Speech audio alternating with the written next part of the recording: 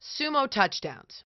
I chose this move because it's a fantastic way to get your client to think about engaging their core from an upright position. So, of course, we're working inner thighs, outer thighs, glutes, obliques, but I also want them to become more functional because this is functional training.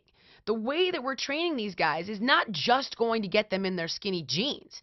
It's going to help them prevent injury and become more literally functional in their everyday lives.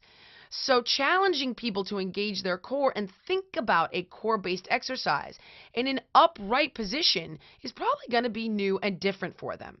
Now what you do is you simply open up your feet wider than hip width apart as though they were a sumo wrestler. That's a great way to get them to picture this move in their mind, which helps them get into the right position. Then they turn their toes out towards the opposing walls in opposite directions, and they bend their knees. And they want to simply lower their hips towards the ground, and if they can, you would get their thighs parallel to the floor. This, of course, is going to require flexibility. We are engaging flexibility in this exercise as well as strength. So they lower down as far as they can get without compromising their form, tailbone tucked, belly button engaged, fingertips behind the ears, and then they bend their torso to the side, reach one arm down, and attempt to touch their fingertips to their foot. They return to the center position and repeat with the opposite hand.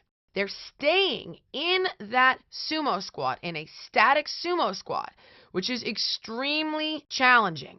If they need to modify this because they just don't have the strength, then you can have them lower their body only half of the way down, and as they're crunching and reaching for their foot, they would shorten that range of motion and come to, let's say, mid-calf. You want them to go as far as they're capable of until their form is compromised.